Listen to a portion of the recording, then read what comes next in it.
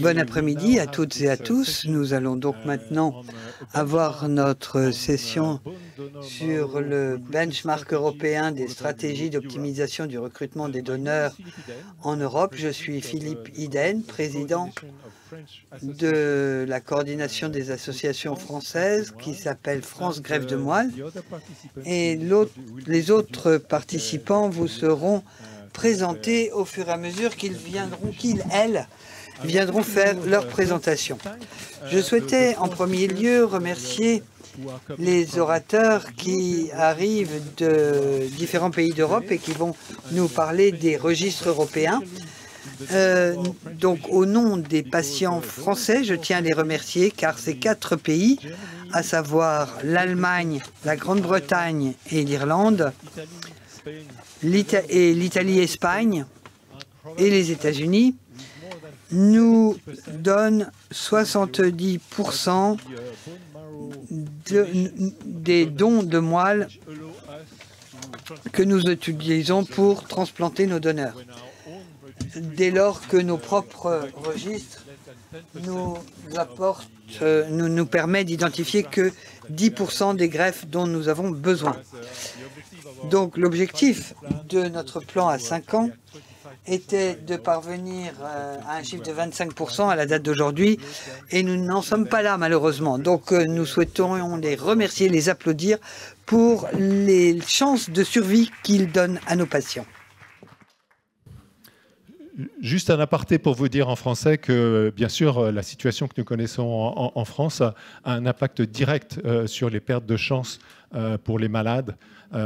Et donc, c'est la raison pour laquelle, compte tenu du peu d'efforts qu'avait développé l'Agence de la biomédecine tout au cours de ce dernier plan pour atteindre l'objectif des 25%, les associations de la coordination France Moelle Espoir ont appelé en 2024 à la démission de Marine Jantet, la directrice générale de l'Agence de la biomédecine.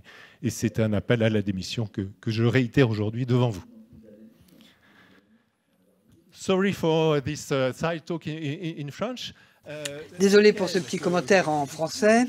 Donc, Michael, je vais vous demander de vous présenter et de nous présenter les autres orateurs. Oui, pour ceux d'entre vous qui me connaissez, je suis à la tête du centre de dons de Nancy et je suis spécialisé en typage à HLA. Nous allons tout d'abord écouter Charlotte Cunliffe du registre Anthony Nolan au Royaume-Uni. Elle est directrice du développement du registre pour l'association Anthony Nolan. Je vous donne la parole, Charlotte. Merci. Comme on vous l'a déjà dit, je m'appelle Charlotte et je suis directrice du développement du registre Anthony Nolan. C'est un plaisir que d'être parmi vous pour vous parler de notre stratégie pour l'établissement d'un registre plus jeune. Je souhaitais simplement mettre en lumière les principes de notre registre. Notre registre vise à permettre les meilleurs résultats pour les patients et notre approche montre que quand les données sur les donneurs sont bonnes, ça améliore les résultats pour les patients. Nous souhaitons inclure de plus en plus de jeunes, notamment des jeunes hommes, et nous voulons également tenir compte de la diversité ethnique en Grande-Bretagne. Nous savons également que l'équité est importante. Nous souhaitons trouver un donneur pour chaque patient et donc nous priorisons les recrutements de donneurs dans les minorités. Nous savons que la qualité, évidemment, est importante, donc nous nous concentrons sur la qualité plutôt que sur la quantité. Pourtant, la taille est importante et si nous souhaitons atteindre ces principes, nous devons continuer à développer notre registre. Récemment, nous avons perdu des donneurs, donc il est important de reconstituer notre stock de donneurs. Et bien entendu, nous sommes engagés à apporter un soutien à tous les niveaux. Ces principes nous permettent de répondre à 3 types de nous concentrer sur 3 types de donneurs.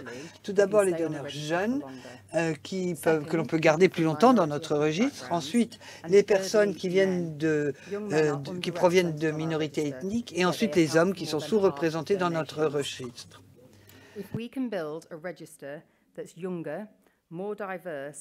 Si l'on regarde nos résultats, il nous faut avoir plus de jeunes, plus de gens provenant d'ethnicités différentes et plus d'hommes, ce qui nous permettra d'avoir de meilleurs résultats. Le registre Anthony Nolan a été le premier à abaisser l'âge d'adhésion au registre à 16 ans avec une limite supérieure à 30 ans. Notre ambition sur cette fourchette d'âge est pour autant de nous concentrer sur les personnes âgées de 16 à 23 ans et nous avons réussi à opérer un changement significatif en 2016. Vous voyez que le nombre de personnes qui étaient recrutées aux âges de 16 à 23 ans était de 47%. Cette année, on est à 74%. Et pour les patients âgés, pour les donneurs âgés de 16 à 18%, on était à 14%, alors qu'aujourd'hui, on est à 36%. Donc, en modifiant nos critères d'âge de recrutement et en nous concentrant sur les plus jeunes, on a réussi à établir un registre beaucoup plus jeune. Ce changement dans notre stratégie se reflète dans les personnes qui passent au don réellement. L'âge est passé de 46 en 2008 à 27-28 ans dans les années les plus récentes. Et il est étonnant de constater que l'année dernière, 93% des donneurs de l'association Anthony Nolan étaient âgés de moins de 36 ans. Vous voyez également qu'on a beaucoup plus de dons pour ceux qui nous rejoignent entre l'âge de 16 ans et 23 ans par rapport à ceux qui travaillent avec nous à partir de 24 ans.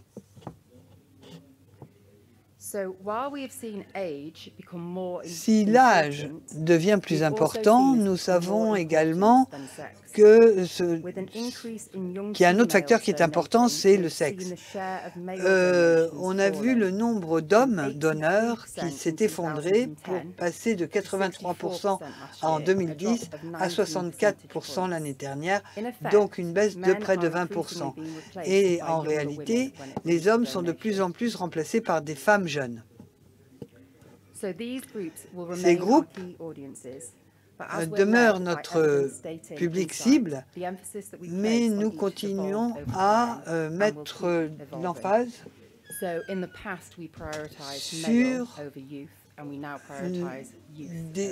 sur des critères bien spécifiques. Par le passé, on favorisait le sexe plutôt que l'âge et maintenant on favorise l'âge plutôt que le sexe. Comment est-ce que nous recrutons? Eh bien, nous avons deux manières de recruter. En ligne, il suffit de remplir un formulaire sur ordinateur et on envoie les écouvillons par la poste, ou bien par des événements. Chaque canal nous permet de cibler des groupes particuliers et d'adapter notre approche.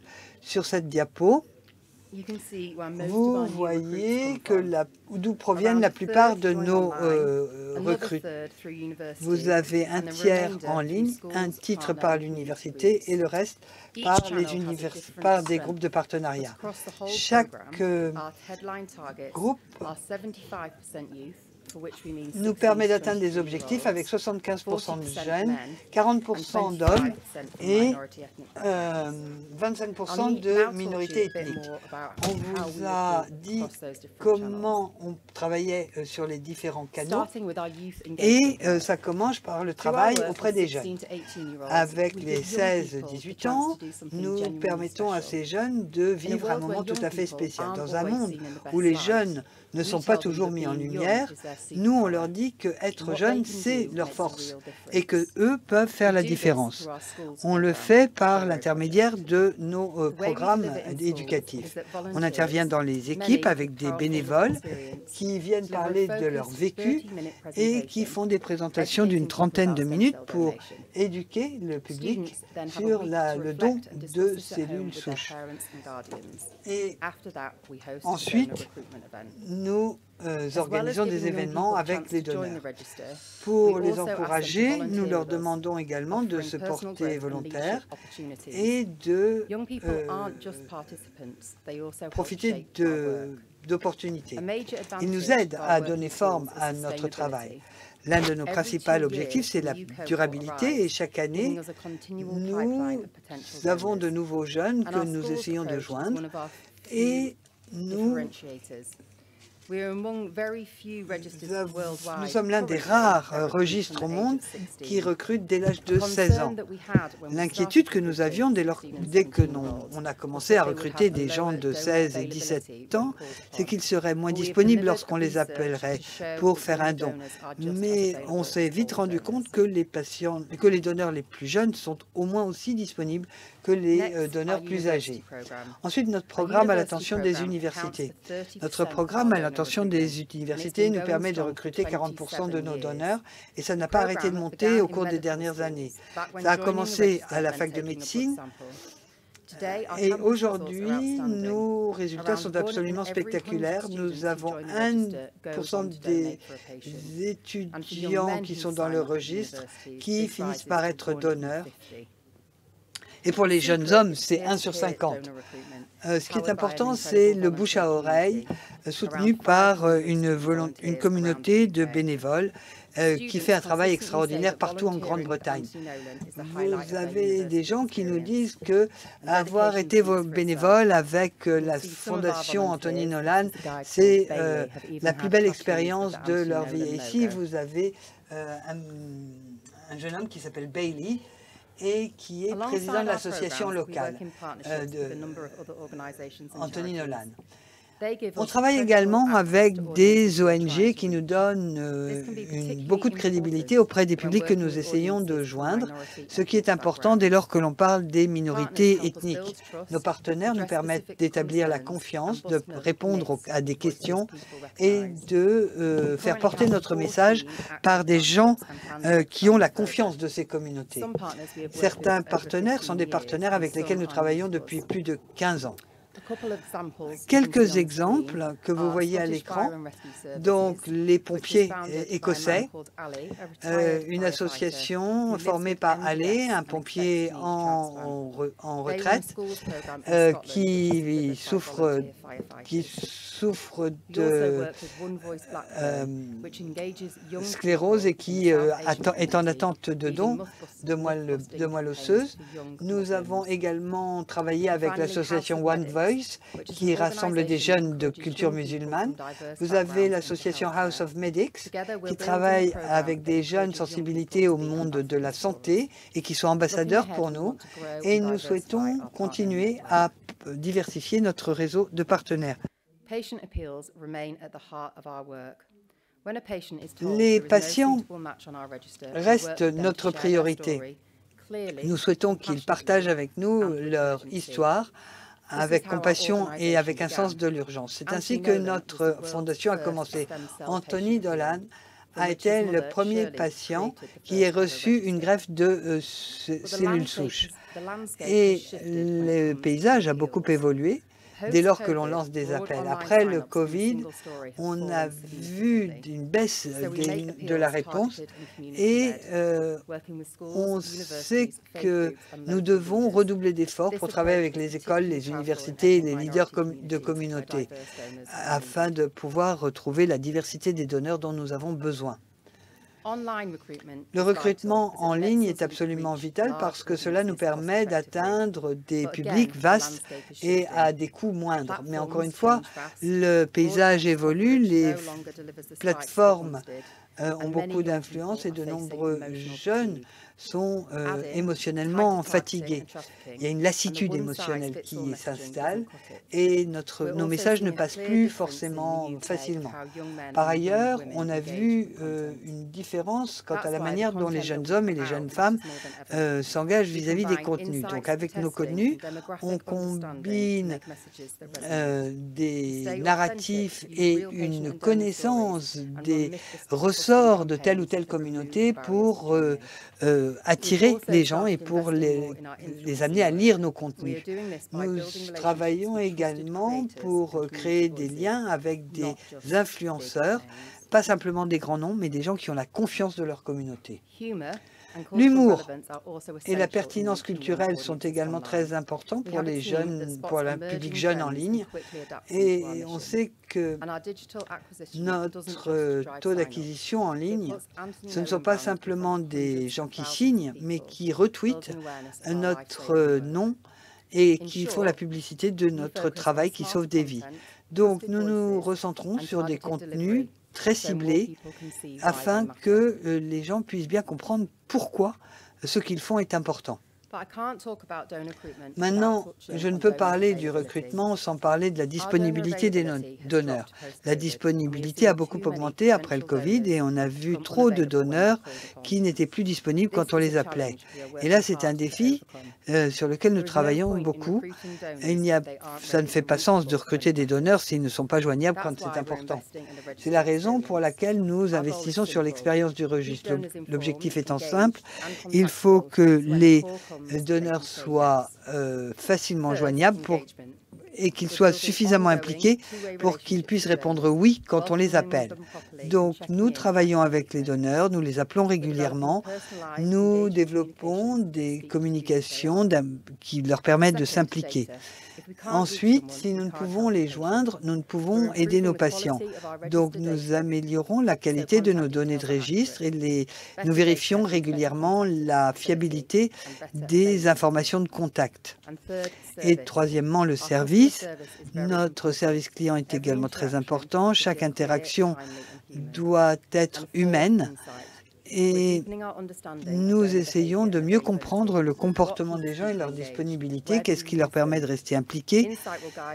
Et nous basons toutes nos décisions et nos investissements là-dessus. Nous avons lancé récemment un portail qui nous permet de discuter avec les jeunes. Nous avons un chatbox qui nous permet de donner l'information 24 heures sur 24, 7 jours sur 7. Et nous avons vu que cela était très bien reçu. Être présent en ligne, cela nous permet également d'envoyer des notifications aux gens sur leur téléphone portable.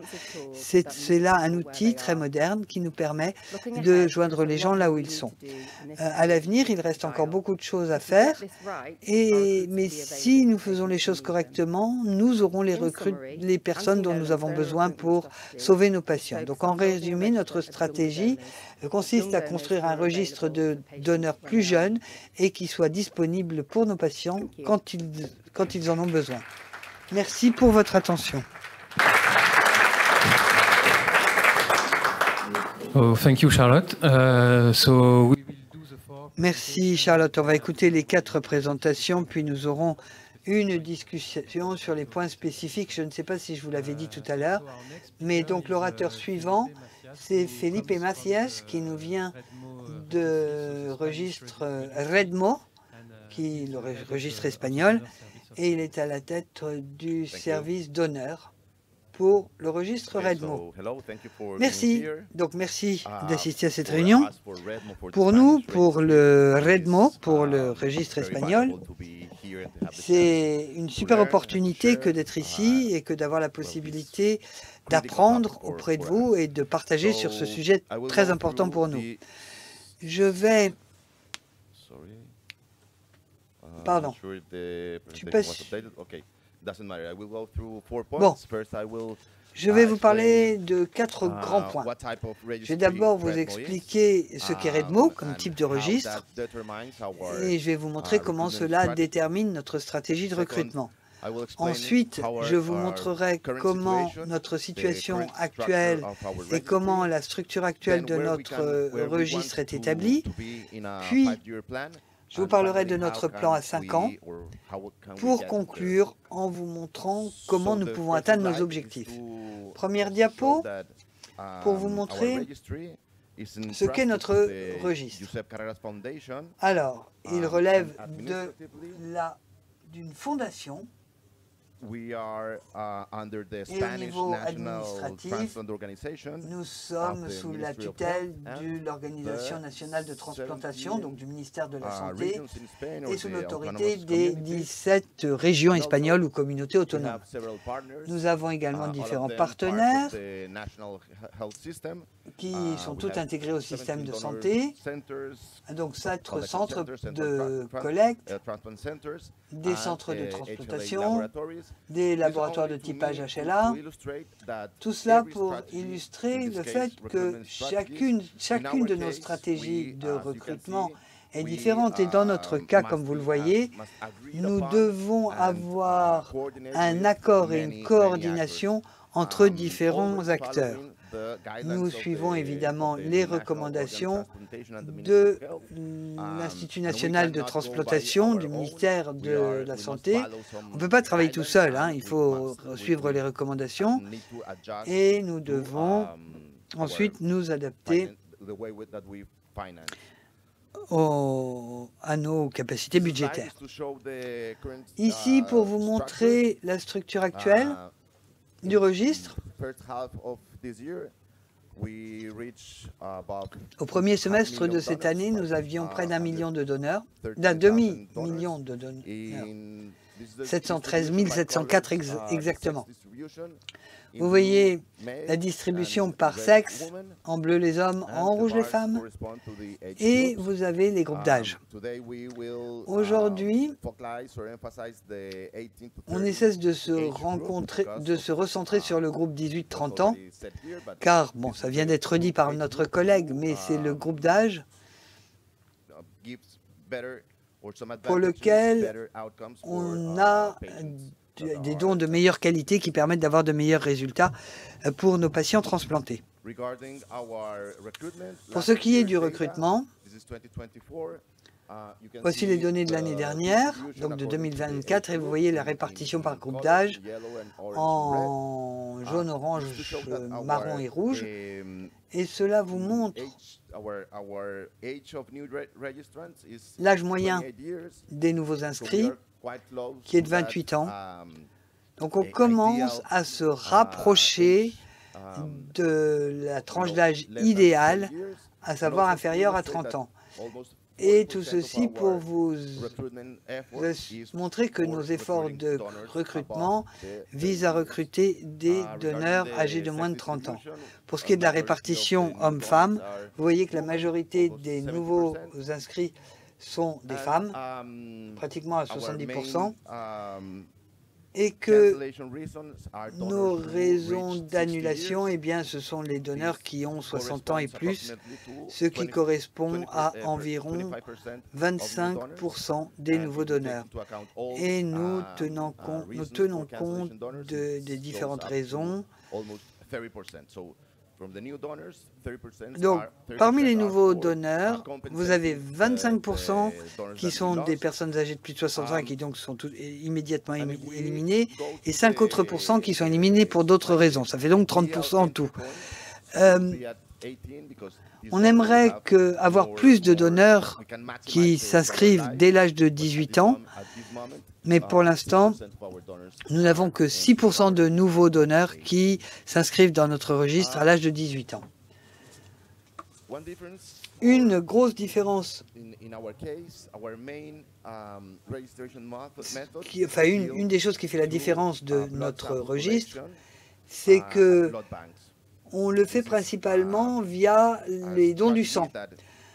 C'est une stratégie qui nous permet d'obtenir de très bons résultats parce qu'on s'adresse à des personnes qui sont des donneurs fiables, engagés, impliqués et bien informés. Ils peuvent parler directement avec un cadre de santé qui leur donne toutes les informations au moment où ils s'inscrivent, mais nous sommes bien conscients que dans certaines régions, il nous faut avoir des modèles hybrides. Donc c'est ce que nous avons, donc le don du sang, mais également du recrutement en ligne avec envoi des couvillons par la poste. Donc le donneur s'inscrit en ligne, puis dans un deuxième temps, il nous envoie un message de confirmation d'inscription Et une fois qu'on reçoit ce message de confirmation, on leur envoie les écouvillons pour faire les tests. Et on a près de 80% de taux de retour du kit de prise d'échantillons. Ensuite, on fait le typage et on inscrit définitivement. On utilise également des drives au niveau local. Et en 2023, on a organisé une grande campagne nationale dans différentes grandes villes. Et là encore, on a obtenu des résultats de qualité tout à fait satisfaisants. Néanmoins, quel est notre objectif à 5 ans? Donc vous voyez les répartitions dans notre registre aujourd'hui. Et vous voyez qu'on n'a que 2% de la population jeune en Espagne qui est inscrite dans notre registre. L'ambition, qui est très ambitieuse, c'est une grosse ambition, c'est d'atteindre 300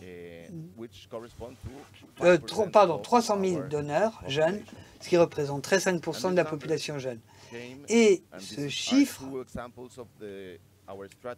et là ce sont 2 exemples de la stratégie que je voulais. Bon, j'ai un problème avec ma présentation là, parce que la prochaine diapo, en principe, c'est pas celle-là. Bon, donc je vais vous expliquer sans diapo. En fait, on a fait nos estimations de ce que pourrait être un taux de croissance soutenable maximum. On a utilisé une formule qui nous a permis de tenir compte de 3 variables. La première, c'est l'activité de transplantation en Espagne, combien de transplantations par an.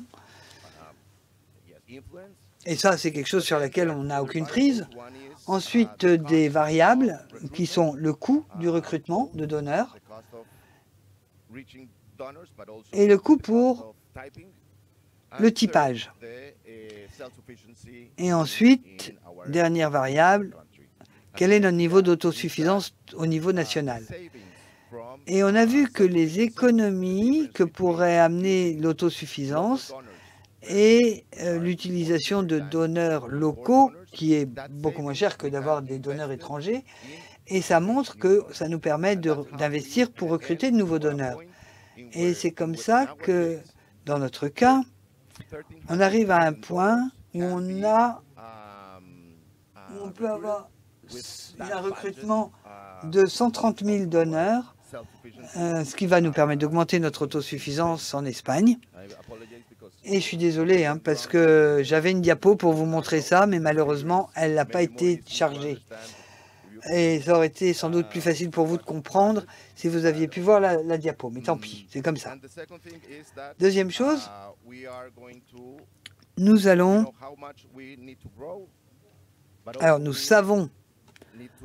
quel est le niveau de croissance dont nous avons besoin. Ensuite, il nous faut voir comment nous pouvons atteindre ces jeunes donneurs et comment nous pouvons faire baisser les coûts récurrents. Donc, je reviens à ma diapo ici. Ce qu'on va faire maintenant, c'est qu'on va mener 3 actions. La première sera de développer une stratégie nationale pour l'inscription en ligne.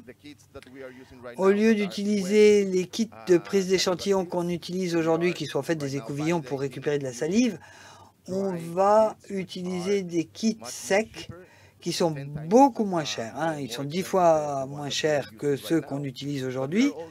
Mais nous allons également valider que le niveau d'efficacité est celui dont on a besoin. Donc on est en cours de validation par typage HLA pour CMB et pour ABO. Et pour l'instant, les résultats sont plutôt bons. Au bout d'1 an, on a mené plusieurs essais, on a ajusté nos méthodes et là, les résultats sont bons. Et donc tout ça, ça nous permet de réduire les coûts grâce à des laboratoires de référence, tant pour le typage HLA que pour les autres essais. Et pour toutes les analyses, en fait, on a besoin. Mais pour tout ça, on a besoin de discuter, d'expliquer aux différentes parties prenantes. Mais nous sommes absolument convaincus que nous pourrons parvenir à un accord. Et donc, on a commencé avec 3 laboratoires de référence qui vont donc nous permettre de faire ces inscriptions de nouveaux donneurs et qui vont donc nous permettre de faire baisser nos coûts.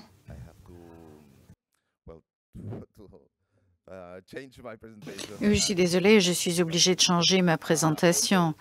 Alors, nous savons également qu'il ne s'agit pas seulement de recruter, mais aussi de retenir et d'engager. Donc, nous envisageons d'abaisser la limite d'âge, mais sans, ou plutôt en tenant en compte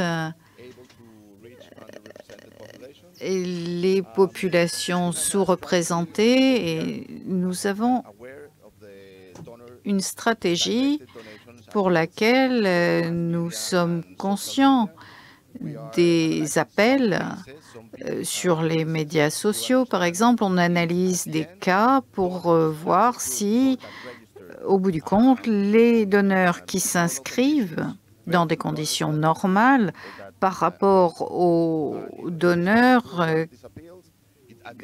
recrutés suite à l'un de ces appels,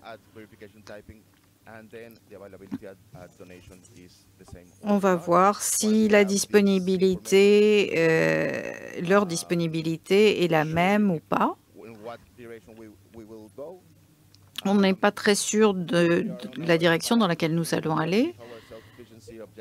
Bien sûr, nous voulons atteindre un objectif de 35% d'efficacité et étendre cela à d'autres thérapies, tout en maintenant nos normes de qualité, évidemment, et en assurant la qualité des donneurs et leur sécurité. Merci beaucoup.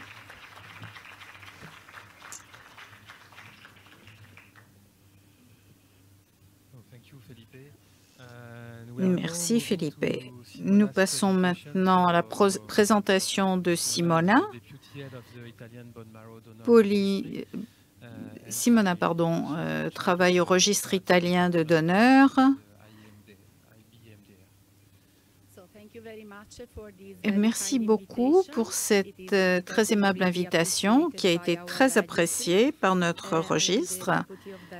Je suis la vice-directrice de l'IBMDR, qui est le seul registre existant en Italie depuis 1989.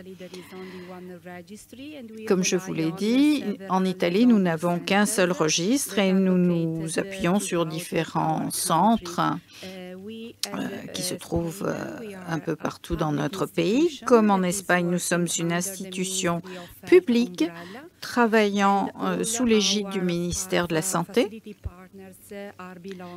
et nos partenaires appartiennent également au système de santé national. Nous sommes donc tous financés par le système de santé national. J'ai décidé de commencer ma présentation en vous donnant quelques données au niveau mondial. Vous savez que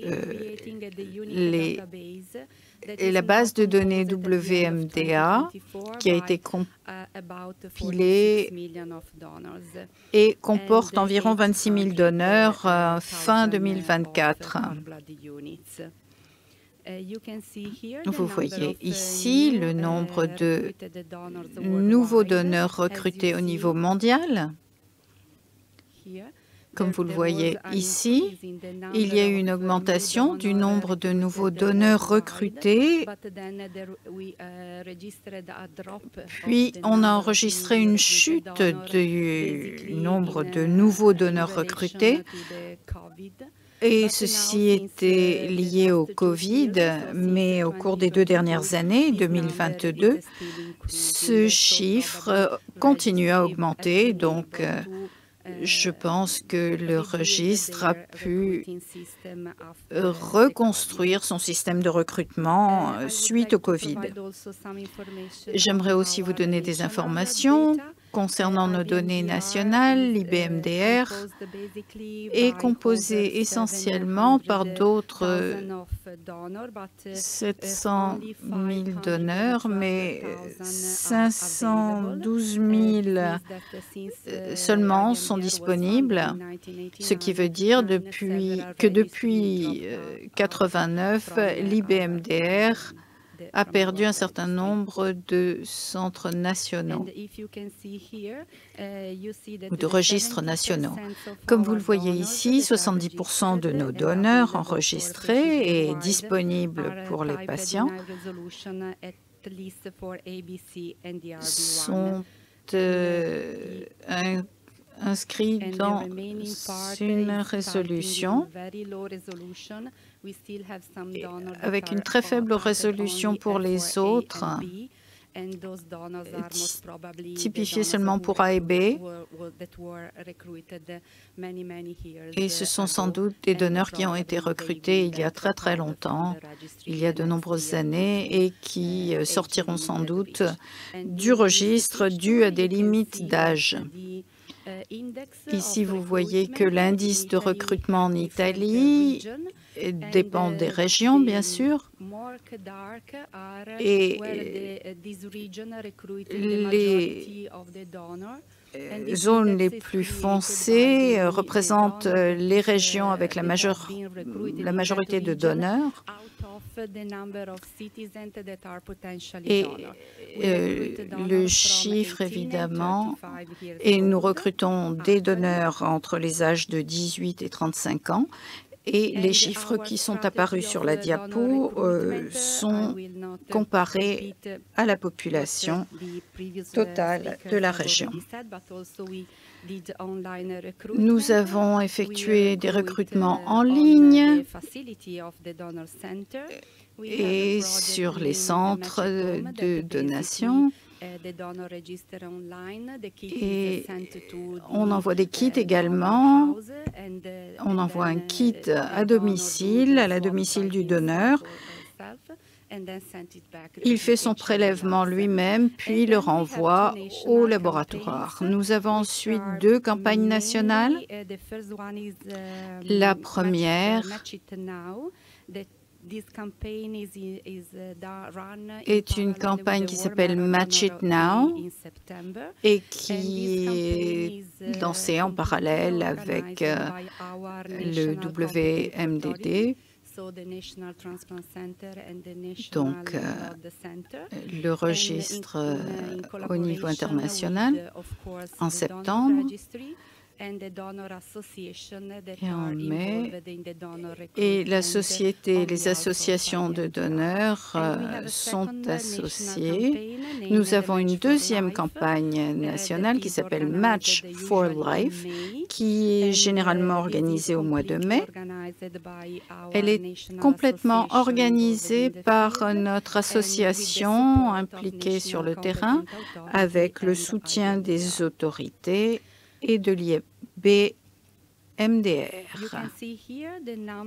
Vous voyez ici le nombre de nouveaux donneurs recrutés. Donc, depuis 2018, nous avons recruté 45 000 nouveaux donneurs et l'année suivante, 43. Et ça, c'était parce que les patients ont lancé un grand appel dans notre pays et donc nous avons pu recruter beaucoup plus de donneurs suite à cet appel. Mais ce que nous avons enregistré ensuite,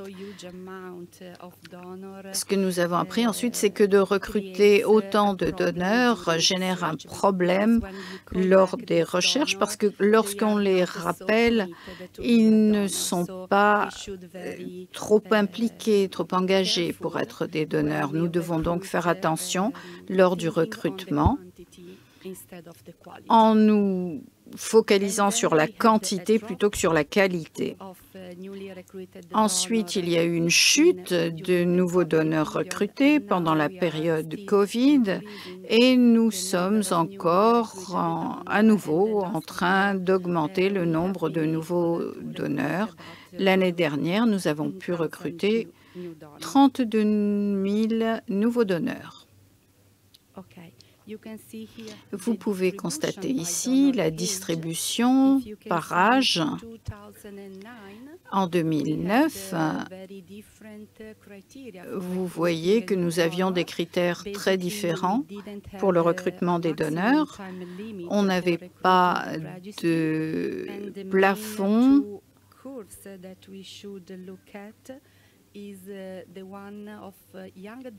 Et ce qui nous intéresse, ce sont les plus jeunes donneurs entre 18 et 25 ans et 26-35 ans. En tant que réseau, nous avons à ce moment-là décidé d'établir une limite d'âge maximal de 35 ans pour le recrutement. Et vous voyez que les courbes sont en augmentation.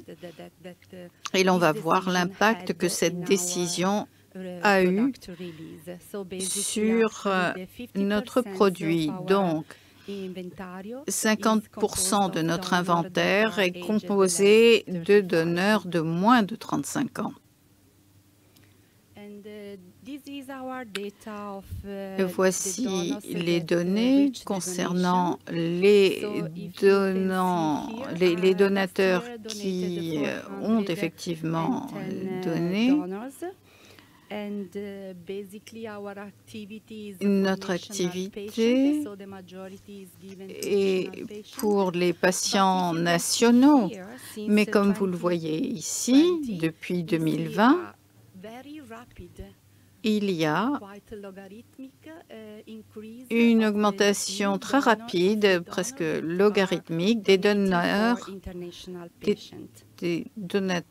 de patients internationaux. Et si l'on compare le type que nous avions à l'époque et ce que nous avons maintenant, c'est sans doute là que l'on trouve la raison. En 2009, très peu du registre était bien typifié, mais nous en avons typé 70% maintenant et on a commencé le recrutement de jeunes donneurs et de bien typifiés.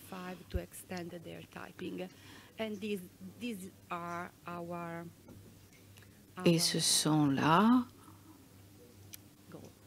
nos objectifs. Ici, vous voyez l'âge moyen des donneurs qui ont donné en faveur d'un patient. Ici, il y a une dizaine d'années, l'âge moyen était de 35 pour les hommes et 32 pour les femmes. Et si vous voyez ici, l'année dernière, les 110 donneurs qui ont donné avaient 29 ans pour les hommes et 27 pour les filles, pour les femmes. Lorsque l'on a décidé d'établir une stratégie, notre vision du registre est un peu différente des précédents.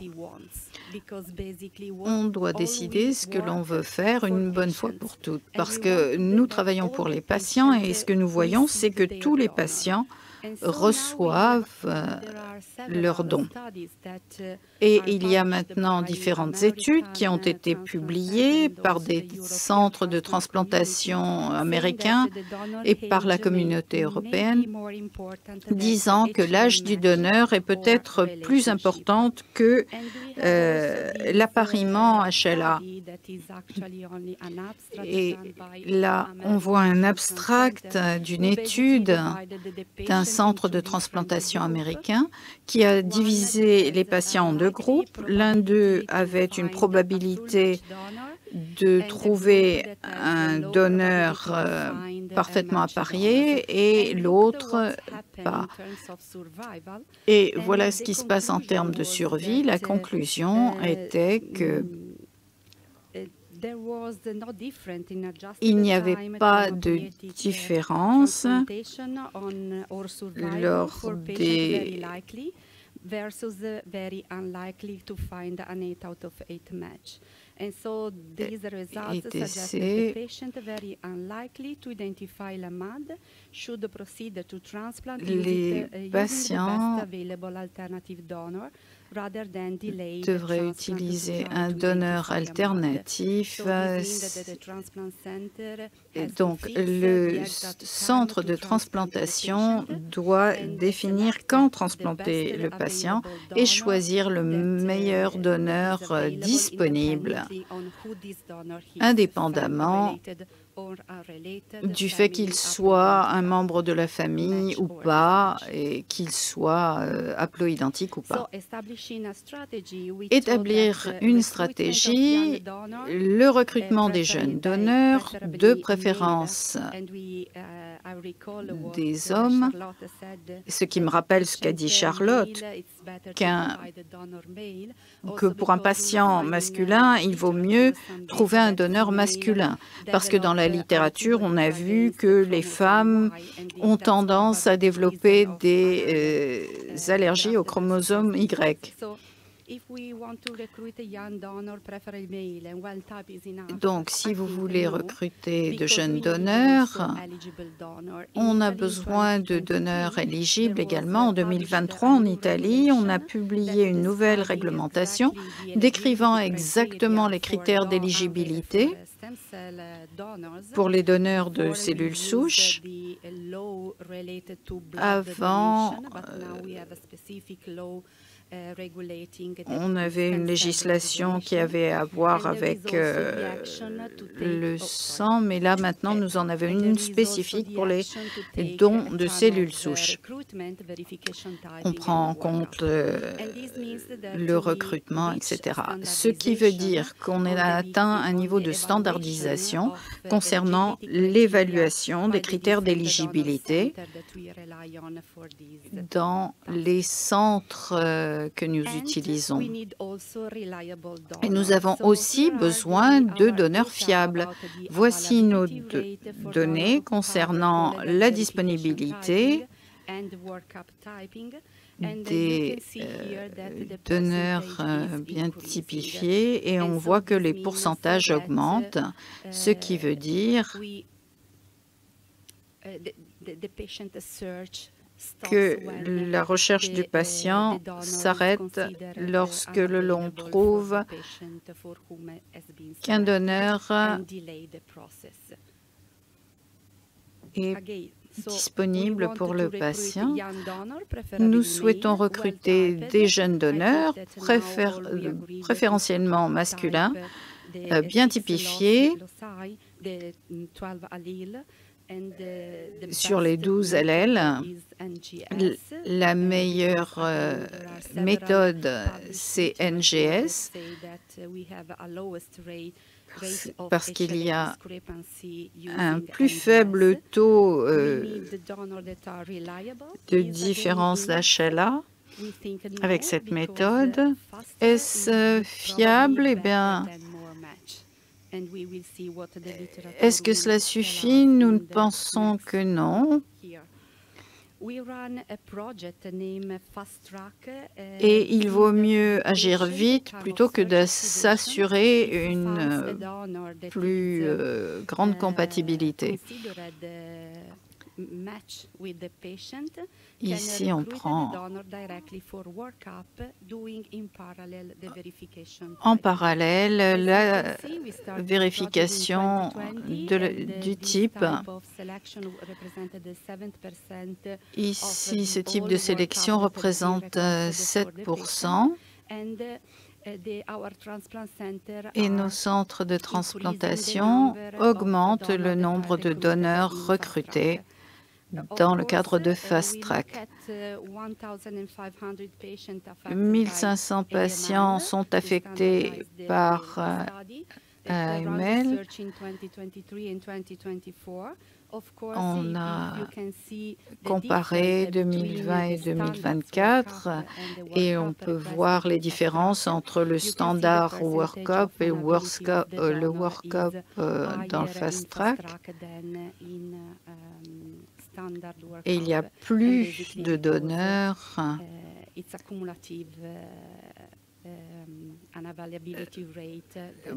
Parce que c'est un taux cumulatif qui inclut le typage et le workup.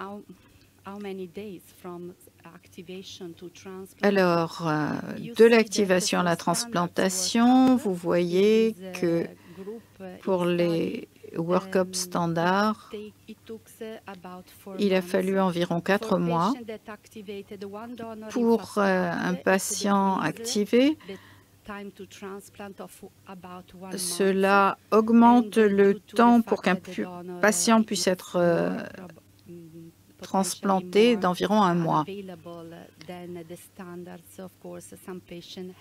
Bien sûr, certains patients ont besoin de 2 donneurs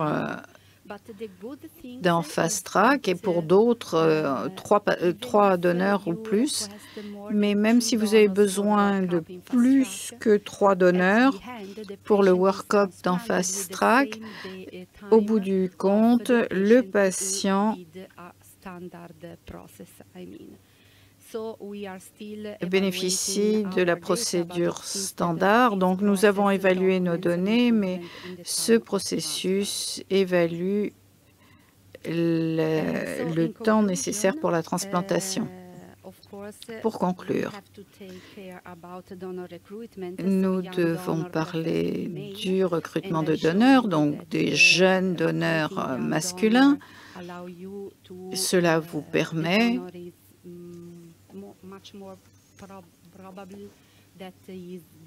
de vous assurer que qui sont plus compatibles, que la compatibilité est plus élevée.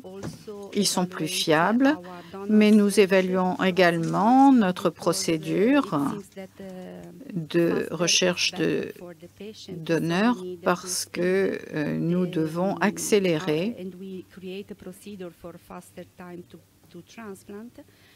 et créer une procédure pour pouvoir transplanter plus rapidement. Nous devons aussi augmenter notre capacité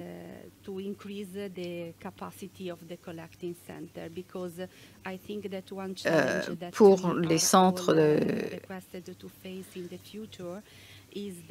collecte, parce qu'à l'avenir, il va y avoir une augmentation de l'activité.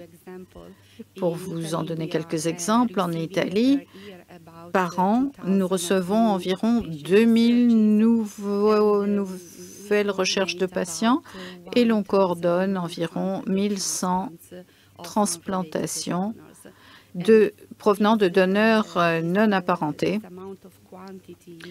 Et cette quantité augmente ou a augmenté de 30% au cours des 5 dernières années. Il faut donc avoir un système robuste, solide, pour aborder cela. Il y a des centres de collecte nationaux et internationaux qui ont eu des problèmes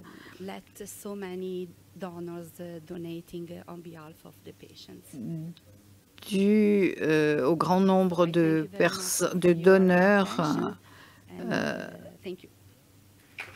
Je vous remercie pour votre...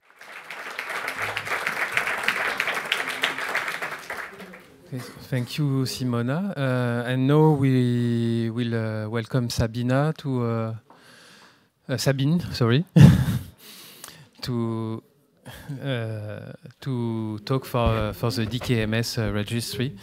And since we are a little bit late, I don't know if you can... I try to speed up. Thank you. Yeah, thank you very much for the invitation. Merci de m'avoir invité. C'est un grand plaisir et un honneur que d'être parmi vous aujourd'hui. dans cette très belle ville pour vous parler du recrutement de donneurs et de notre stratégie. Comme je vous l'ai promis, je vais accélérer les choses. Je travaille dans le domaine depuis 30 ans et lorsque j'ai commencé à travailler avec des KMS, il n'y avait que 100 000 donneurs recrutés. Quand on a commencé, on n'avait jamais réfléchi à la manière dont nous pourrions augmenter le nombre de donneurs comme nous l'avons fait les années qui ont suivi. Aujourd'hui, DKMS est le plus grand registre de donneurs. Nous sommes présents dans 7 pays sur 5 continents et nous avons inscrit 13 millions de donneurs jusqu'à présent. Et nous avons également facilité 125 000. Tout d'abord, je souhaitais vous donner un exemple de la stratégie de recrutement de donneurs et partager avec vous quelques chiffres sur l'Allemagne. Tout en haut, en bleu, vous voyez le nombre de nouveaux inscrits en 2024. Vous voyez que nous avons recruté 344 000 donneurs.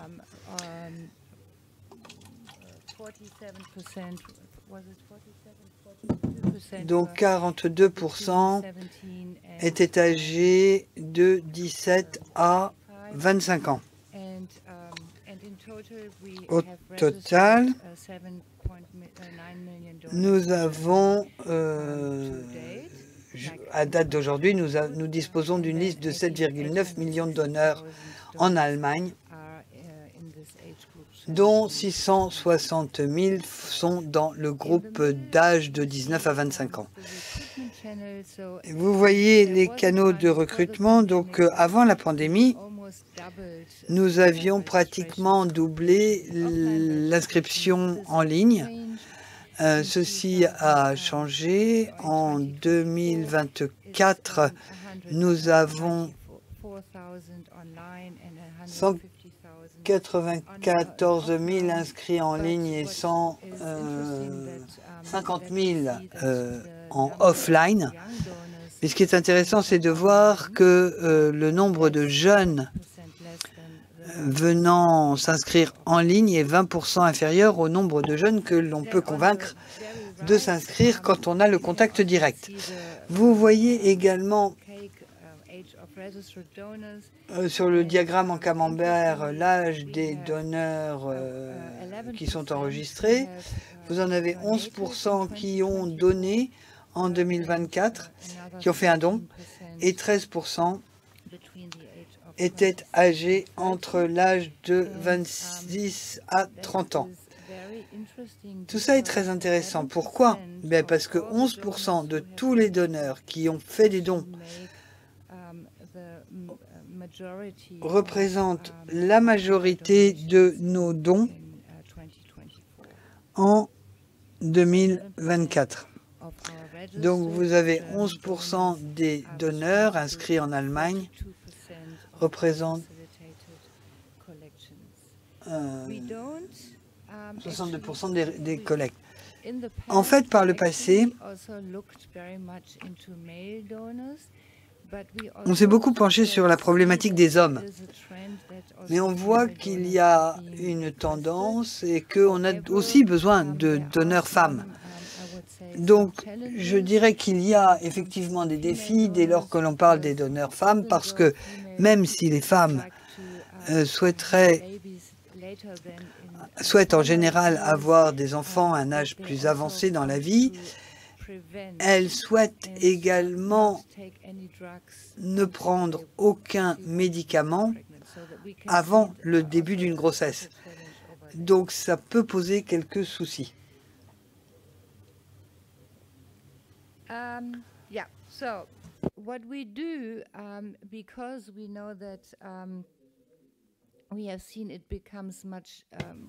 Ce que l'on voit, et ce qui est plus compliqué, c'est d'atteindre les donneurs les plus jeunes. Alors, on a toujours été présent dans les universités et dans les lycées, que l'on déploie dans tous les pays. sauf au Royaume-Uni jusqu'à présent.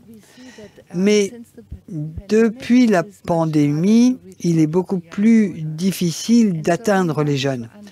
Donc on a essayé de comprendre pourquoi, quelles en étaient les raisons, pourquoi c'était si difficile. Et nous avons créé un groupe de travail pour se pencher sur ces jeunes générations. Et donc,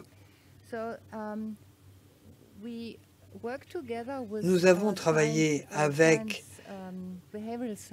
des scientifiques spécialistes du comportement, car nous souhaitions comprendre quelle était leur position là-dessus. Donc, ils ont mené plusieurs enquêtes, ils ont eu des rencontres avec des jeunes de la génération dite Gen Z, tant des garçons que des filles d'ailleurs, pour essayer de comprendre ce qui les motivait, quels étaient les points bloquants pour eux, comment ils souhaitaient communiquer avec nous, comment ils souhaitaient être contactés. Donc ça a été le point de départ. Ensuite, on a essayé de comprendre comment suivre ces gens. Où est-ce qu'on les trouve d'abord? Ensuite, comment ils souhaitent être abordés?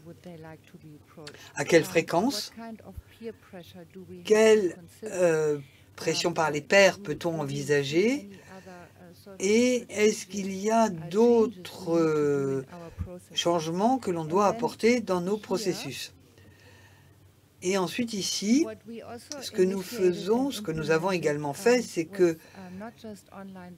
et que nous avons mis en œuvre tant pour nos initiatives en ligne que pour nos initiatives en personne, c'est que on a un processus d'inscription en ligne, on a une application et les jeunes peuvent télécharger le formulaire et s'enregistrer donc par leur téléphone portable. Ensuite, ils reçoivent le kit de prise d'échantillons qu'on envoie au laboratoire. Donc, c'est très simple, très fiable au niveau des données, parce que c'est eux qui ont enregistré les données. Et et ensuite, on a une deuxième étape. Ils récupèrent l'échantillon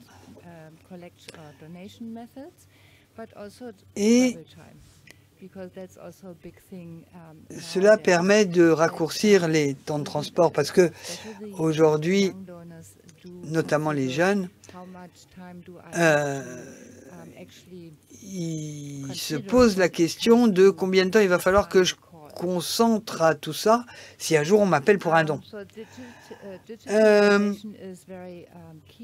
Alors, la numérisation, c'est évidemment très important. On a également un portail en ligne où les jeunes peuvent créer leur propre compte et ensuite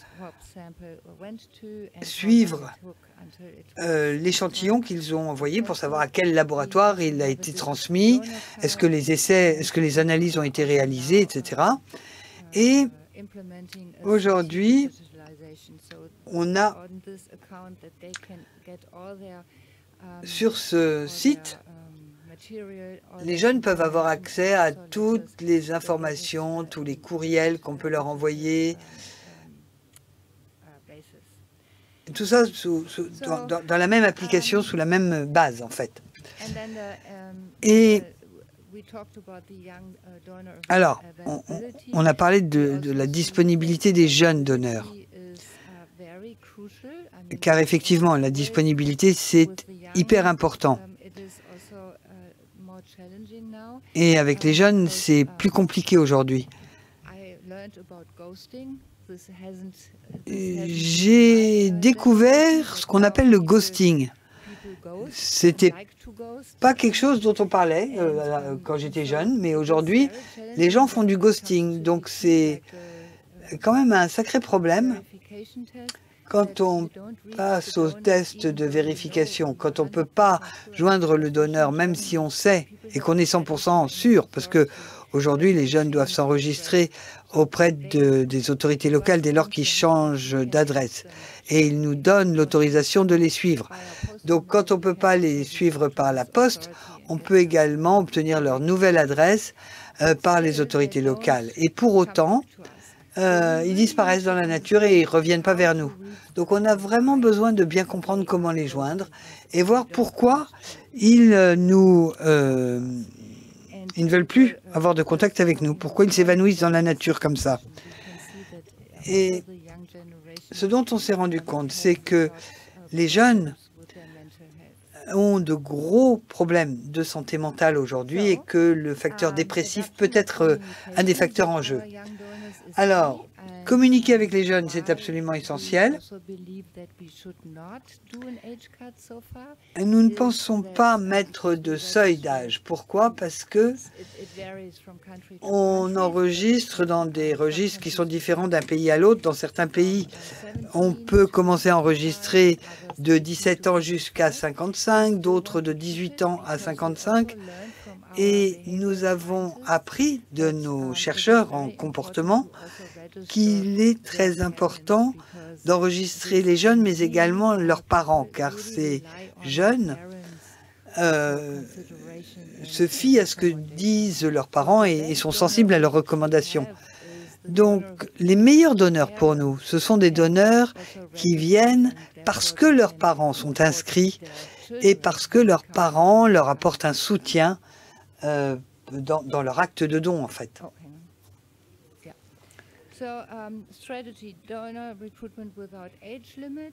Donc, notre stratégie, c'est de nous concentrer sur les jeunes, comme tout le monde, les jeunes dans la fourchette 17-25 ans.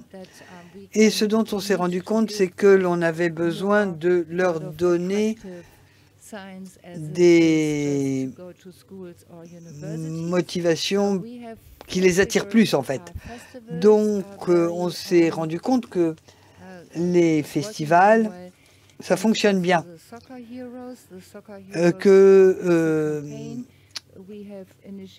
Leur donner comme influenceurs des grands joueurs de foot, par exemple, ça peut aussi être très efficace. Donc, au cours des dernières années, nous avons établi un partenariat avec la FIFA et avec l'équipe nationale de foot en Allemagne. Et les clubs, ensuite, ont répercuté notre campagne. Ça a été très efficace en Afrique du Sud, notamment, où nous sommes présents. Par contre, dans d'autres pays comme l'Inde, ça va être plutôt l'équipe nationale de cricket. Ensuite, les festivals l'été, comme en France. Alors, en France, on sait très bien qu'il y a des festivals comme le Lollapalooza ou des festivals comme Rock en Seine. Et à chaque fois qu'il y a des festivals comme ça, on a des stands très importants et on essaye de recruter les gens, mais aussi de permettre aux jeunes de rencontrer d'autres jeunes. En Pologne, on a une disco silencieuse. On a organisé ça. Les jeunes avaient des casques, ça leur permettait de danser, mais ça leur permettait aussi de découvrir le don. Et nous avons chaque été des grands festivals en Allemagne avec des groupes de rock. Je ne sais pas si vous avez entendu parler du festival de Wacken, qui est très célèbre en Allemagne. Et on est présent sur ce festival depuis près de 10 ans. Et cette année, ça nous a permis d'enregistrer près de 13 000 personnes. Et sur les personnes qu'on a enregistrées au festival Wacken, on a déjà plus d'une centaine de donneurs qui ont déjà donné une fois dans leur vie, ont déjà fait des dons. Donc, c'est une manière très efficace de recruter des jeunes. Ensuite, évidemment, on est présent dans les écoles et puis on a des programmes avec des bénévoles. Parce que je pense que les personnes qui sont d'anciens donneurs ou des donneurs actuels sont les meilleurs ambassadeurs. Voilà. J'espère avoir été suffisamment rapide et je vous remercie pour votre attention.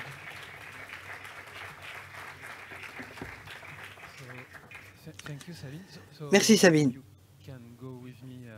Vous pouvez me rejoindre.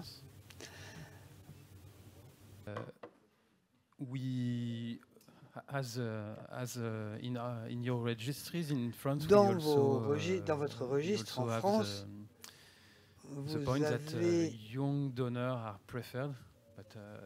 vous aussi, vous préférez les jeunes donneurs.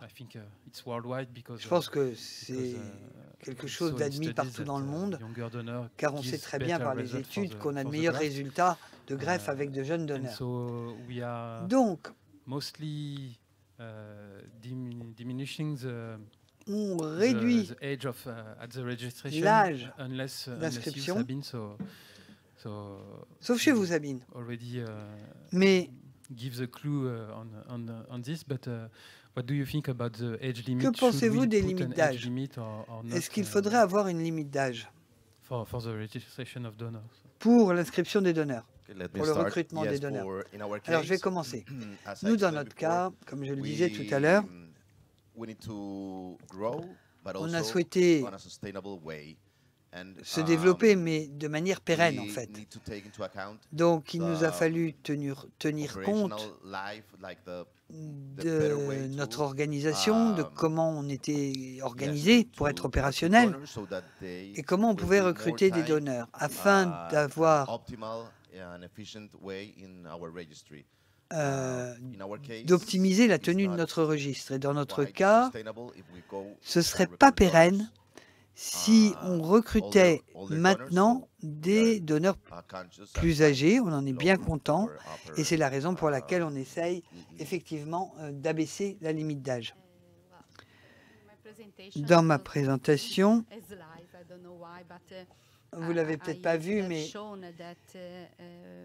parce que les diapos n'étaient pas toutes là, mais vous auriez pu voir que pour les patients qui sont coordonnés par notre recherche, on peut trouver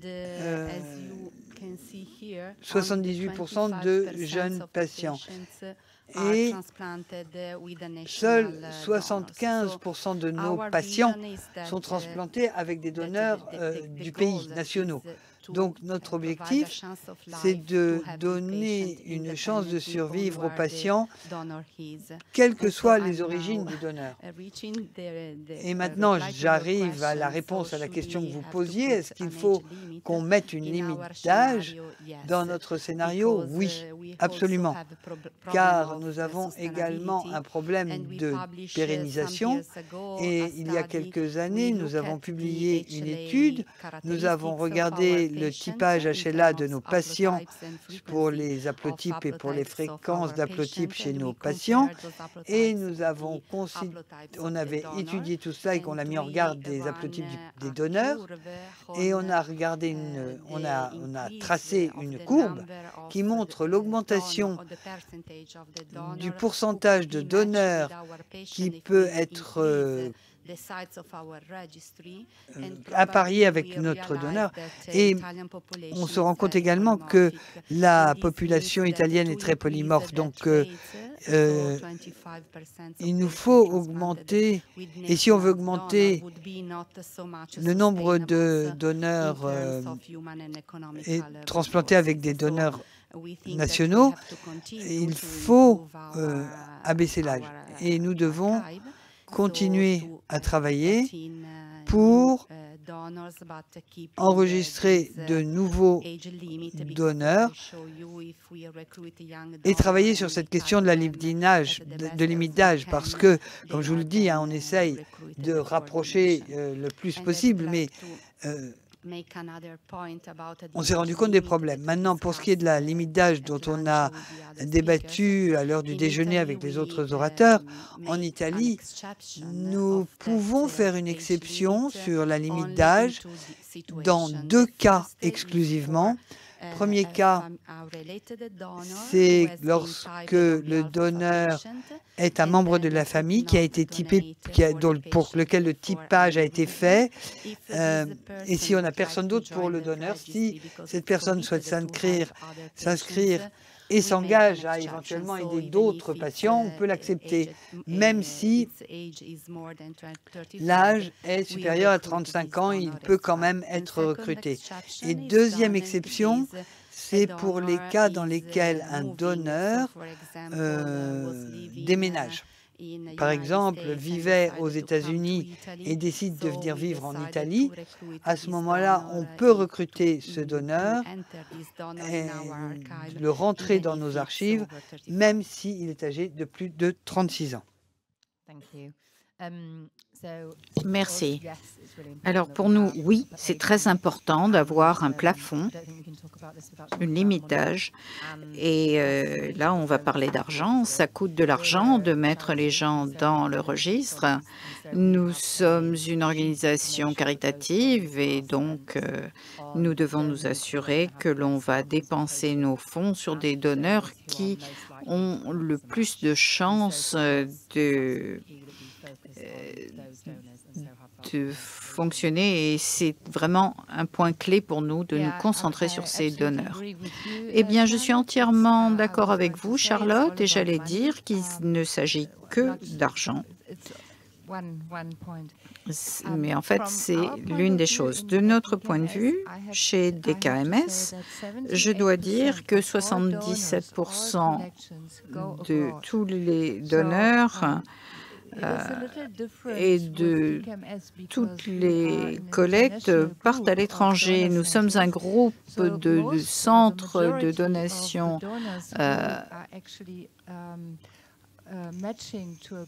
international. Et en fait, bien souvent, nos donneurs sont compatibles avec un patient à l'international. Donc, en Allemagne, si nous étions seulement actifs en Allemagne, je suis d'accord avec mes collègues précédents, depuis 1981, lorsque l'on a été fondé, mais d'autres centres de donation également, les patients allemands qui ont besoin d'un donneur non apparenté trouvent un donneur au cours des 3 premiers mois, ce qui est absolument incroyable. C'est une situation très agréable et très exclusive que nous avons en Allemagne, et très unique, mais dans d'autres pays, il y a encore des patients qui ne trouvent pas de donneur. Et ça, c'est quelque chose que j'ai appris de notre équipe de direction, c'est que 55 n'est pas un chiffre très élevé, mais nous avons 200, 300 donneurs tous les ans.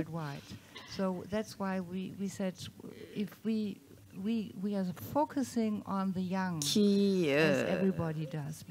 sont compatibles avec des patients, et ce, tous les ans. Donc, si on devait se concentrer sur les donneurs jeunes exclusivement, on ne veut pas rejeter des personnes plus âgées s'ils veulent s'enregistrer et devenir donneurs, parce que, et ça, c'est ce qui a à voir avec l'argent, parce que nous avons un tel volume à gérer chaque année, parce que nous enregistrons entre 700 000 à 1 million de donneurs chaque année. Et donc, il s'agit de volume, et le typage coûte aussi de l'argent. Merci. Alors, nous avons parlé aussi d'un autre sujet qui est le genre, le sexe des donneurs. Et nous savons que les femmes ont plus tendance à se porter volontaires que les hommes. Avez-vous des histoires concernant la meilleure façon d'attirer les donneurs mâles, masculins, et les conserver? Quel est votre meilleur success story en la matière? Bien, eh bien, l'une des diapos que je n'ai pas pu vous montrer, et nous sommes en train de faire des recherches pour essayer de comprendre comment atteindre les jeunes donneurs, en particulier masculins. Donc de la recherche à la fois qualitative et quantitative pour comprendre, mais aussi pour permettre aux jeunes donneurs de participer au développement des stratégies de communication. Alors, je n'ai pas vraiment de réponse actuellement, mais nous sommes très conscients de cela et nous travaillons sur la façon de toucher les jeunes. Au sein de notre stratégie de recrutement, on ne se concentre pas sur tel ou tel sexe, en fait. Toute personne qui souhaite s'inscrire dans notre registre est la bienvenue. Dans nos données, on voit que les femmes ont plus tendance à s'inscrire que les hommes. Je ne sais pas pourquoi, mais c'est ce qu'indiquent nos données. Dans certains cas, il y a des différences lors des différentes étapes. Les femmes ont tendance à être plus fiables que les hommes également.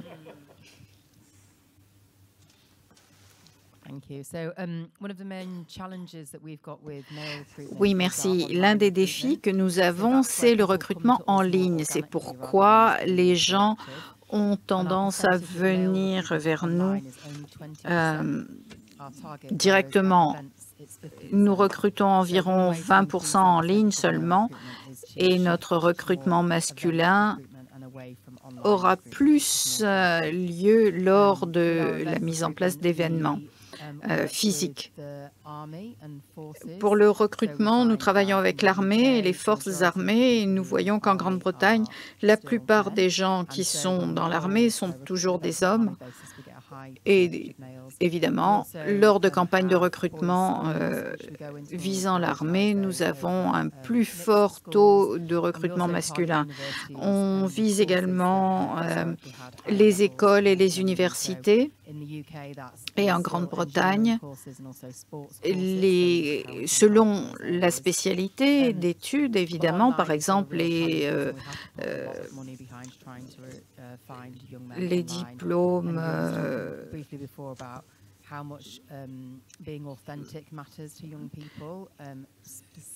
certains domaines sont plus masculins que d'autres.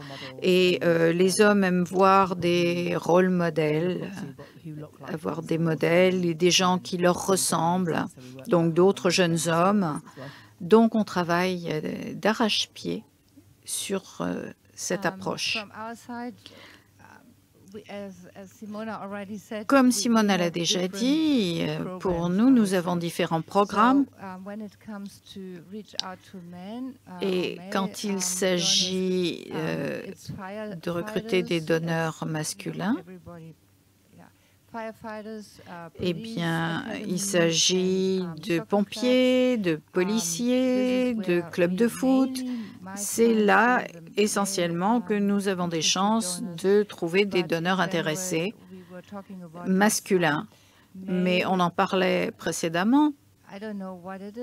Je ne sais pas pourquoi on n'a pas encore découvert la raison, mais les hommes ont tendance à être beaucoup plus réservés pour ce qui est de l'inscription que les femmes.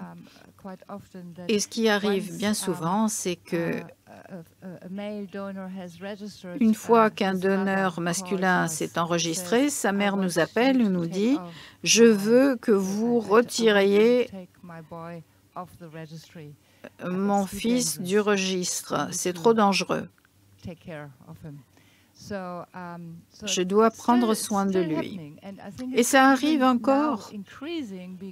Et c'est d'ailleurs en augmentation parce que les enfants, enfin cette génération est beaucoup plus proche de leurs parents que des générations précédentes.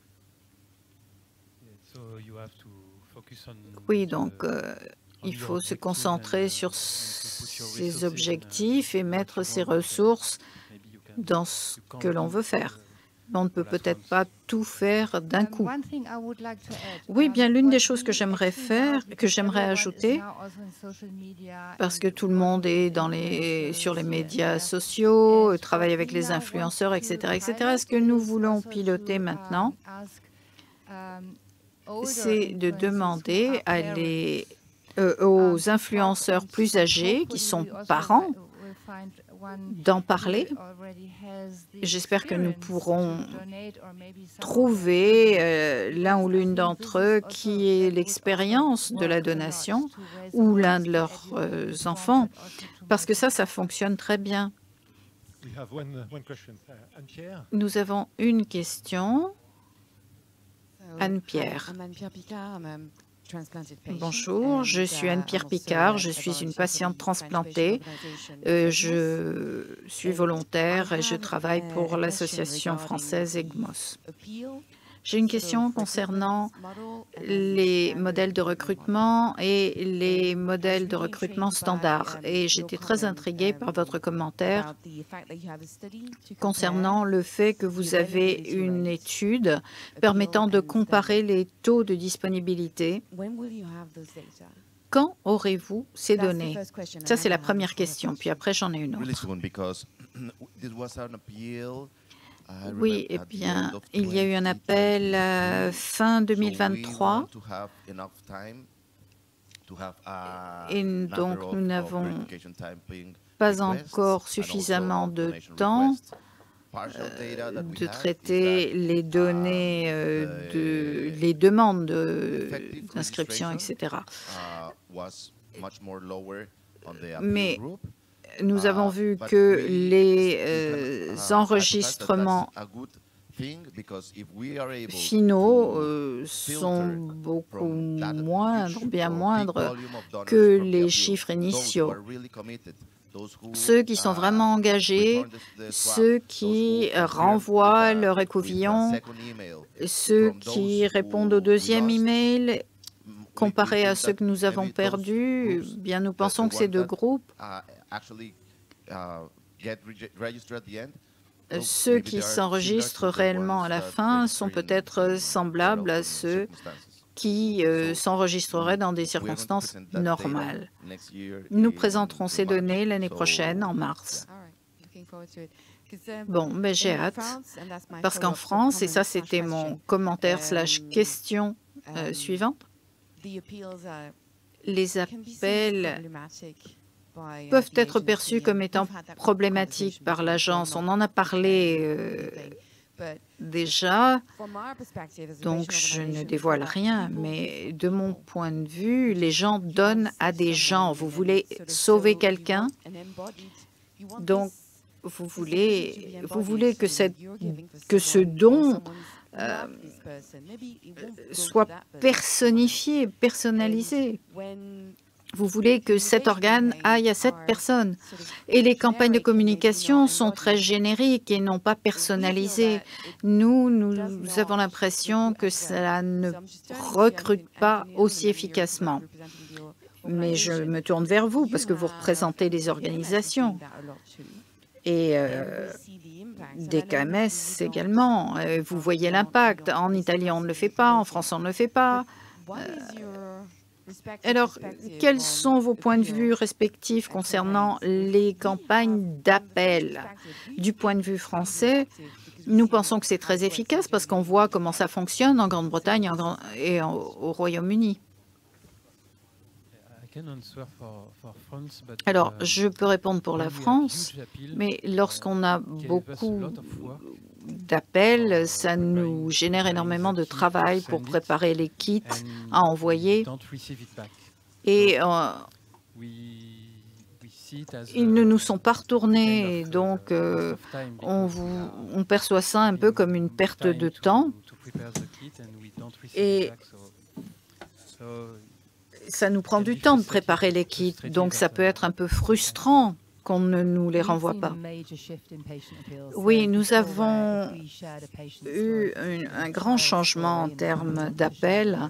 Et si une personne partage en ligne avec son enfant, par exemple, il y a énormément d'inscriptions, mais ça ne fonctionne plus de cette façon maintenant. C'est pourquoi les appels des patients sont très importants pour nous. Nous avions une famille d'Asie du Sud-Est qui travaillait avec nous et du fait de la puissance de la personne, le père pouvait aller dans des endroits pour recruter des gens dans lesquels nous n'aurions jamais pu entrer. est recruté et il a eu beaucoup de réussite. Donc, il s'agit de travailler avec des patients pour avoir accès à des communautés qui sont difficiles d'accès. Ce qui se serait passé, c'est qu'il aurait partagé une histoire, puis des femmes se seraient inscrites et nous cherchions à recruter des jeunes hommes issus de communautés surreprésentées. Et ce n'est pas eux qui se seraient inscrits. Je suis d'accord. Nous aussi, on a vu une baisse. Bon, en Allemagne, on était super gâtés. Hein.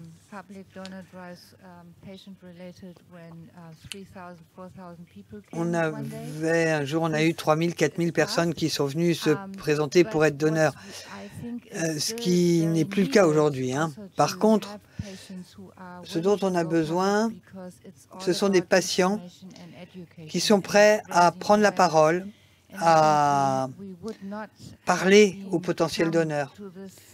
Et je pense qu'on n'en serait jamais arrivé au stade auquel on en est en Allemagne ou en Pologne si on n'avait pas eu l'implication des patients et les appels des patients.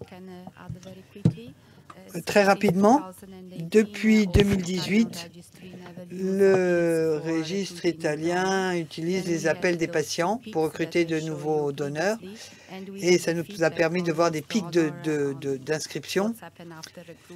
Et ensuite, mais après, il faut assurer le suivi des nouveaux inscrits et on sait qu'on en perd environ 10%. Donc, on a quand même un bon taux de rétention dans l'ensemble.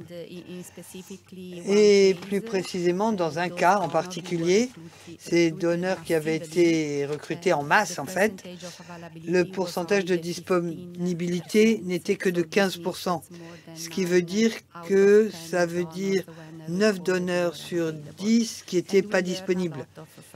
Et ça nous a beaucoup appris, en fait. Donc, on accepte toujours les appels des patients, mais on a une procédure maintenant qui implique le centre de transplantation qui s'occupe du patient. On implique les associations qui sont impliquées pour le recrutement des donneurs et nous sommes informés et nous travaillons avec l'autorité compétente au niveau national pour gérer cette situation. Parce que oui, les appels de patients, c'est très efficace dès lors que c'est bien coordonné, car les donneurs doivent être informés du fait que tel patient ne sera peut-être pas transplanté avec l'un des donneurs qui sera recruté par l'appel, mais que le donneur doit demeurer disponible pour d'éventuels autres patients. Et il faut s'assurer donc qu'ils sont d'accord pour être transplantés, pour faire un don, pour une transplantation sur un autre patient. Mais c'est vrai qu'on peut utiliser les appels de patients d'une manière efficace, mais par contre, il ne faut pas non plus complètement submerger les labos qui font le typage HLA. Donc il faut que ce soit bien étalé dans le temps, ce genre d'appel. Et il faut évidemment bien gérer la situation appel par appel. Merci à toutes et à tous. Nous arrivons à la fin de notre session. Bon, allez, on va prendre une toute dernière question. Merci, j'ai un commentaire. Et j'ai un point et une question. Mais je vais être très rapide. Ma première remarque, elle est en français. Je trouve juste dommage, et je le dis franchement, qu'en tant que modérateur, il n'y ait pas de modération. Et le propos initial était malvenu. Je le regrette profondément, surtout sous l'égide de l'Agence de la biomédecine. My point is just you. It looks like as I am a physician. Maintenant, moi, je suis médecin, et lorsque j'essaye de trouver le meilleur donneur, moi, je suis ce dont vous avez besoin. Je suis jeune, je suis un homme. Donc, les chiffres, c'est important, certes, mais la qualité, c'est également important. Car vous pouvez avoir des pertes de chance si vous n'avez pas les bons donneurs. Donc, la qualité, c'est super important. Ensuite, ma question, c'est une question très rapide. Et ma question, c'est qu'allez-vous faire pour augmenter la qualité de vos recrutements? Est-ce que vous avez plus de demandes? Si votre registre, est-ce que votre registre est plus exigeant? Est-ce que vous avez plus de médecins qui viennent demander des dons? Est-ce que le fait que vous ayez des donneurs qui sont plus jeunes, qui sont des hommes et qui proviennent de la diversité ethnique, est-ce que ça vous amène plus de demandes? Ok, je pense avoir compris votre question. Donc vous pensez que si... Ce que vous voulez savoir, c'est que si on a fait des recherches pour augmenter le nombre de jeunes donneurs, et ce que vous voulez savoir, c'est si ça se convertit entre plus de demandes de la part des médecins transplanteurs. Oui, parce que le problème, c'est pas d'en avoir le plus possible, c'est d'en avoir les meilleurs. Parce que c'est ça qui est important pour nous en tant que médecins, c'est d'avoir les bons donneurs. Et dans la mesure où vous avez mis en place cette politique, est-ce que vous avez plus de demandes? Ok, donc... Ce que je peux vous dire, côté des KMS, c'est qu'on a des scientifiques qui identifient les besoins par rapport à certains paramètres HLA que l'on n'a pas en nombre suffisant. On sait par exemple que les types noirs américains, africains, des Caraïbes, certains groupes ethniques ont des probabilités plus faibles de trouver un donneur compatible que d'autres. Pour d'autres, c'est plus facile. Après, il y a une question de disponibilité, etc. Donc, c'est une question très large dont nous devons tenir compte. Ce n'est pas juste une question d'âge, c'est également d'autres paramètres sur lesquels on doit travailler. Voilà ce que je peux vous répondre de la part des KMS, et c'est la raison pour laquelle nous sommes présents au Chili, en Afrique du Sud et en Inde, parce qu'on sait par exemple que les latinos sont mal représentés, et on en a discuté avec nos collègues américains. Ce groupe ethnique, ce sont des gens qui sont plus réticents à s'enregistrer, notamment à cause de l'histoire. Il y a beaucoup de raisons qui font qu'ils sont réticents. Donc nous devons faire preuve d'intelligence, mais je pense que, ouais. Ok, je pense qu'il est également important, quand vous avez des gens au niveau du registre, mais qui ne sont jamais contactés, ça peut être un problème. Parce qu'eux, on ne les suit pas, et ils se disent, mais pourquoi on me demande jamais rien? Je me suis porté volontaire, pourquoi on me dit jamais rien? Je voulais ajouter une chose, je suis tout à fait d'accord avec vous. Ce qui est compliqué pour tous les registres et pour tous les centres de donneurs, c'est que l'hôpital de transplantation, enfin l'établissement de transplantation, veut recevoir le donneur tel jour à telle heure, ce qui peut être un problème, parce que ça peut être difficile de faire venir un donneur tel jour à telle heure pour un prélèvement.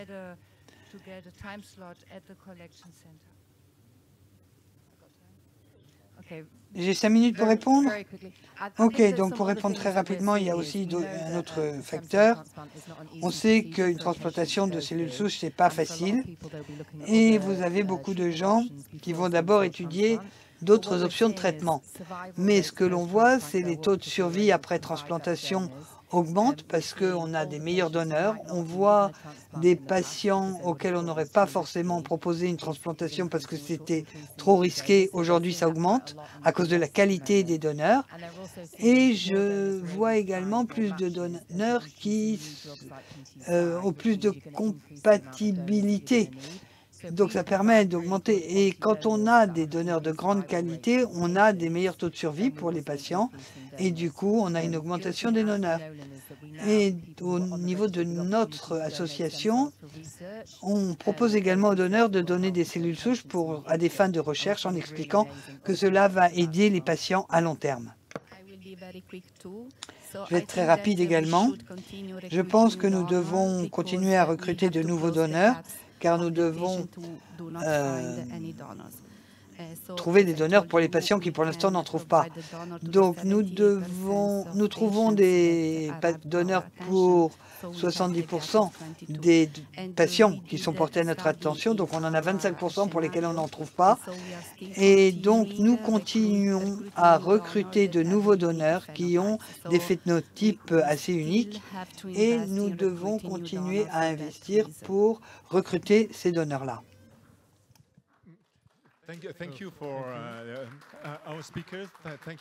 Merci aux orateurs, merci pour votre attention. Merci de ne pas partir, car nous allons avoir une présentation de 3 minutes dans le cadre d'un programme de recherche. Merci. Merci beaucoup de rester encore 5 minutes. Comme annoncé pendant la plénière d'ouverture, donc à la fin des séances scientifiques, il y a des présentations, des posters, donc des jeunes chercheurs qui vont présenter leur travail. Et j'ai le plaisir d'annoncer la présentation de Madame Laura Azema, qui est infirmière en soins intensifs à l'hôpital Saint-Louis, en soins intensifs hématologie et service de greffe d'adolescents et jeunes adultes. Elle a participé à un travail qui a été récompensé par la SFGMTC en 2024 comme meilleure présentation orale au Congrès. Et elle va faire ce travail au nom de Madame Marine Franco, qui ne pouvait pas malheureusement être présente aujourd'hui. Merci beaucoup. Bonjour à tous. Déjà, je vous remercie d'avoir sélectionné ce travail traitant de la prise en charge de la douleur chez les patients allogreffés pour drépanocytose, avec la mise en place d'un outil collaboratif soignant-soigné. Ce travail est l'expérience du service d'hématologie adolescents jeunes adultes de l'hôpital Saint-Louis. Et comme la collègue l'a dit, c'était l'initiative d'une collègue infirmière, Marine Franco. Alors, pourquoi ce travail? L'allogreffe de cellules souches hématopoïétiques est le seul traitement curatif actuellement de la drépanocytose. Et lors des hospitalisations, après la greffe, les patients présentaient des douleurs semblables à des crises vaso-occlusives avec un composant émotionnel majeur. Les soignants étaient en difficulté sur ces prises en charge de la douleur et de là a commencé à mûrir un projet collaboratif entre patients et soignants pour améliorer cette prise en soin. Dans un premier temps, nous avons évalué la prise en charge de la douleur chez les patients et chez les soignants. Chez tous les deux, on se rend compte très rapidement qu'en fait, dès le début de l'hospitalisation, la douleur est appréhendée.